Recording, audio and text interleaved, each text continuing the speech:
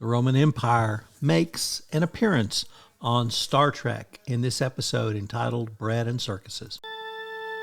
Compliance, the final frontier. Tom Fox is the voyager of trekking through compliance. His mission? To explore the original series and seek out and share what it can teach you about compliance. Here's your host, Tom Fox.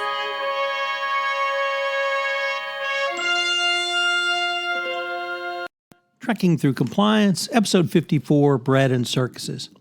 In this episode of Trekking Through Compliance, we consider the episode Bread and Circuses, which aired on March 15, 1968, and occurred on Stardate 4729.4.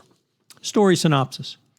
When on routine patrol, the Enterprise happens upon space debris from the SS Beagle, a survey ship which disappeared 6 years ago.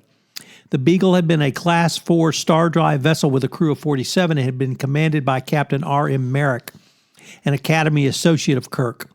When Spock projects the path of the wreckage back in time, he discovers a civilization of modern-day Romans on Planet 4 of the 892 system. The Enterprise then intercepts a television transmission showing a gladiator killing the last of the barbarians, who turns out to be a Beagle flight officer, William B. Harrison. After beaming down, Spock, Bones, and Kirk are confronted by a cadre of rifle-toted escaped slaves. The landing party is captured and taken to the slaves' leader, Septimus, a former senator who now worships the sun. Although the slave Flavius wants to kill the Enterprise landing party, Septimus accepts them as friends and offers them hospitality. The extreme similarity of 892 system civilization to the Romans' Earth is apparently a coincidence, demonstrating to Kirk the validity of Hodgekin's law of parallel planet development. When Kirk questions the slaves about a man named Merrik, he finds that the leader and first citizen of the Roman-like empire is called Merrikus. When Kirk and his comrades then express an interest in capturing Merrikus, Flavius Maximus, a former gladiator, offers to accompany them. However, they are captured by Roman forces and put in prison, and Kirk questions Flavius to find out about the institution of slavery on the planet and finds that slave uprisings virtually ceased after they were given such rights as medical care and pensions. Kirk, McCoy, and Spock attempt to escape when their guards escort them to talk to Merrik, but Merrik, has anticipated this, disarms them and brings them to his quarters for a conversation. Merrikus is indeed Merrik, and he tells Kirk that he beamed down to the planet to obtain iridium ore for repairs to the Beagle after it sustained meteor damage. Here he met First Consul Claudius Marcus. He also decided he could not bring word of the planet's culture to the Federation without hopelessly contaminating it. Merrik therefore agreed to stay, but killed those of his crew who could not adapt by sending him into the arena to be killed in a fight. The consul orders Kirk to transport his crew down a few at a time. Instead, Kirk gives code word Condition Green, alerting Scotty that he is in trouble, but that Scott should not interfere. For refusing to comply, Merrik sends McCoy and Spock to fight in the arena against gladiators Achilles and then the recaptured Flavius. Spock is unsporting, however, since he stuns his opponent and then nerve pinches Flavius when McCoy gets into trouble. McCoy and Spock are returned to prison, but Kirk is entertained by the proconsul slave Drusilla prior to execution. Scott prepares to disrupt power to the entire planet from the Enterprise just as Kirk is about to be executed on live Roman TV. Before the execution can take place, Flavius intervenes. Unfortunately, he is killed by a machine gun fire before Scott cuts power. Kirk then frees McCoy and Spock, only to be surrounded by Roman guards. However, Merrik has stolen a communicator and signals the Enterprise to beam them up. Unfortunately, in the middle of his transmission, he is slain by the proconsul. Merrik throws the communicator to Kirk, who has Spotty beam them up before their cell is crisscrossed with machine gun fire. Back aboard the Enterprise, Uhura discovers that the escaped slaves were not sun worshippers, but worshippers of a different sun, i.e. the Son of God. Fun fact. This episode parodies the television industry in the 1960s in several different ways. First, fake applause and catcalls were used to simulate a studio audience, and the race for high television ratings is lampooned several times. The station manager / master of games threatens a now pacifist slave that if he does not fight more convincingly, you will bring the network's ratings down, Flavius, and we will do a special on you.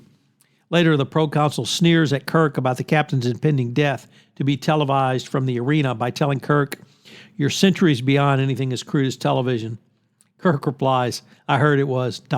similar," an oblique reference to the series' own rating difficulties. What are some of the continuity issues in this episode? Well, this is the only original series episode in which it is explicitly stated that the planetary natives are speaking in English.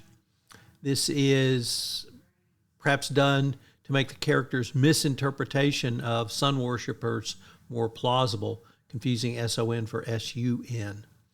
Interestingly, we hear for the first time of Hodgekin's law of parallel planetary development, which was used to explain close similarities to Earth, but the writers were inconsistent with it, most blatantly in Patterns of Force, which was episode 52.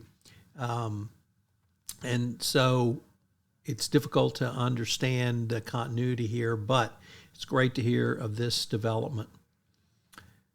There were, this episode marks the final appearance of Kirk's second season light green wraparound tunic, beginning with Assignment Earth, which we will take up next. And when the series returns for its third and final season, Kirk resumes wearing his standard gold and black V-neck tunic. So interesting continuity issues, particularly like the Hodgkin's law of parallel planetary development. And it will be interesting to look a few hundred years down the road and see if that is actually true. So what are the compliance takeaways in this case? Well, most interesting are the skills you need to be a captain of the Enterprise or a starship, and the skills you need as a chief compliance officer. It turns out that Merrik was in line to become a captain, but failed a critical test on interpretation.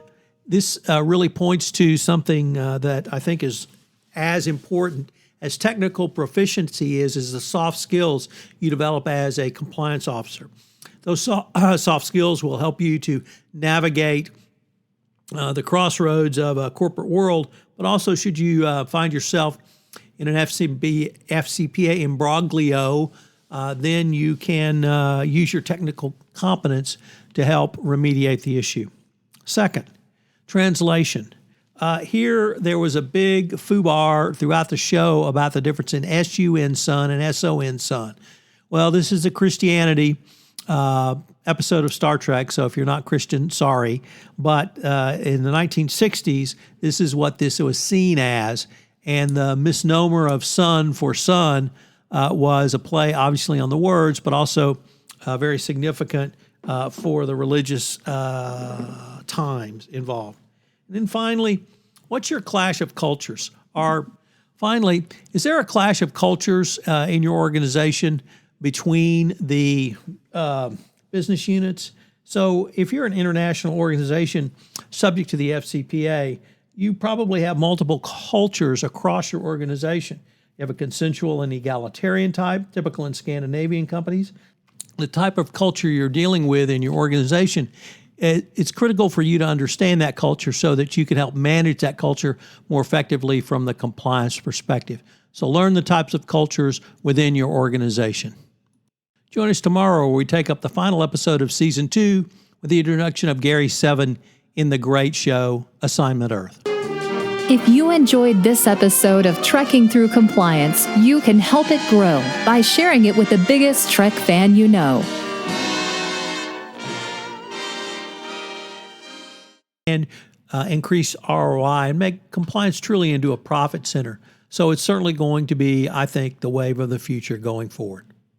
Join us tomorrow where we take up the episode Bread and Circuses. If you enjoyed this episode of Trekking Through Compliance, you can help it grow by sharing it with the biggest Trek fan you know.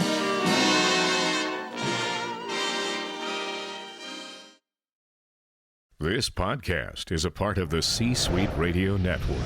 For more top business podcasts, visit c-suiteradio.com.